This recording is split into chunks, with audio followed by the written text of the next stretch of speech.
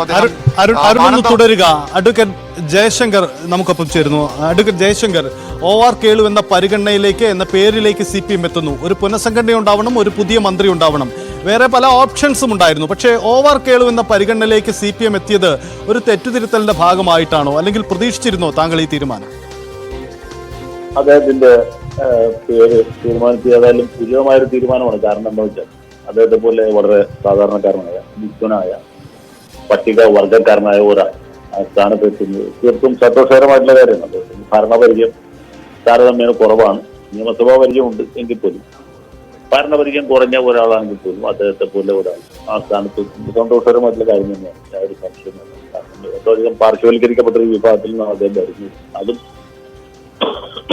പട്ടിക വർഗക്കാർ, ആദിവാസികൾ വലിയ വിവേചനവും മറ്റു തരത്തിലുള്ള ഒറ്റപ്പെടുത്തലൊക്കെ അനുഭവിച്ചുകൊണ്ടിരിക്കുന്ന ഒരു കാലം വയനാട്ടിൽ നിന്ന് ഈ സ്ഥാനത്ത് ഒരാൾ വരുന്നു എന്നുള്ളത് തീർച്ചയായിട്ടും സന്തോഷകരമായിട്ടുള്ള കാര്യമാണ്. വളരെ ഉചിതമായിട്ടുള്ള തീരുമാനമായിട്ടാണ് എനിക്ക് തോന്നുന്നത്. സംസ്ഥാന സമിതിയിൽ വലിയ വിമർശനങ്ങൾ നടക്കുന്നു. സമീപകാലത്ത് തിരുവനന്തപുരത്ത് നിന്ന് VV അരുണൊക്കെ റിപ്പോർട്ട് ചെയ്യുന്നത് സമീപകാലത്തൊന്നും ഉണ്ടാവാത്ത തരത്തിലുള്ള ചർച്ചകൾ CPM-ൽ നടക്കുന്നു എന്നതാണ്.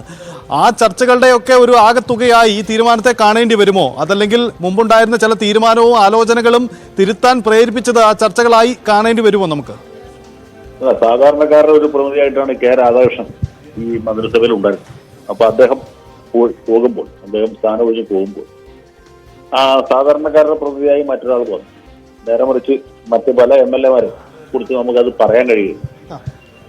ഈ സ്ഥാനത്തേക്ക് പരിഗണിക്കപ്പെട്ട രണ്ടുപേർ സാമാന്യം കളങ്കിതമായ പ്രതിച്ഛായുള്ള ആളുകൾ. അപ്പൊ അവരെ കുറിച്ച് നോക്കുമ്പോൾ ഇദ്ദേഹം തീർച്ചയായിട്ടും ഉചിതമായ തീരുമാനം തന്നെയാണ് പാർട്ടിയെ സംബന്ധിച്ച് ഇന്നിപ്പോ കൈക്കൊള്ളാൻ പറ്റുന്ന ഒരു കൃത്യമായ തീരുമാനം തന്നെയാണ്. ഈ തെറ്റുതിരുത്തൽ നടപടികളുടെ ഭാഗമായിട്ടാണ് ഇങ്ങനൊരു മാറ്റം എന്ന് പറയാൻ പറ്റില്ല എങ്കിൽ പോലും ശരി, അത് ആ ഒരു വികാരവും ഇതിനെ നയിച്ചിരിക്കാൻ സാധ്യതയുണ്ടെന്ന് എനിക്ക് തോന്നുന്നു.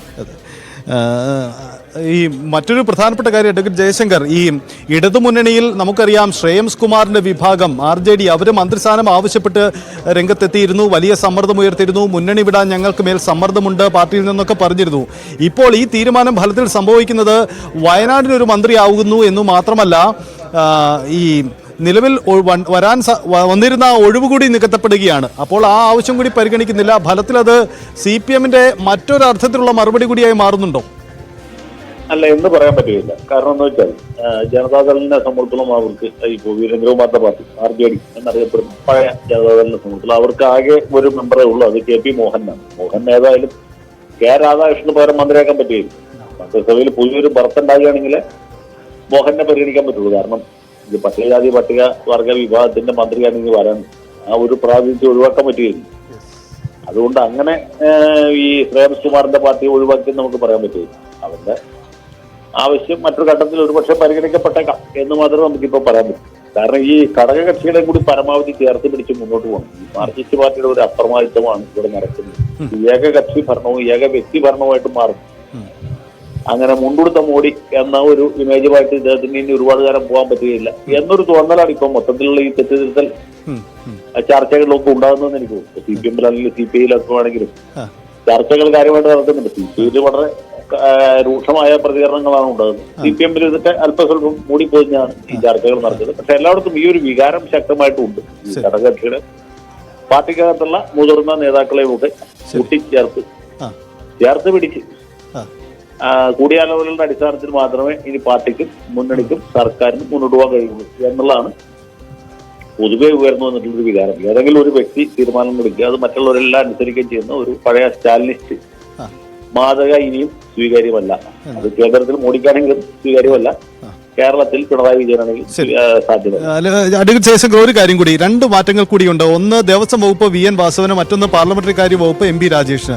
പാർലമെന്ററി കാര്യം നമുക്കറിയാം വളരെ പ്രധാനപ്പെട്ട വകുപ്പാണ്. അത് MP രാജേഷിന് കിട്ടുമ്പോൾ ഒരു വലിയ പരിഗണനയാണ്. ഒപ്പം ദേവസ്വം വകുപ്പ് VN വാസവനിലേക്കും എത്തുന്നു. ആ രണ്ട് തീരുമാനങ്ങൾ കൂടി എങ്ങനെ താങ്കൾ പരിശോധിക്കുന്നു?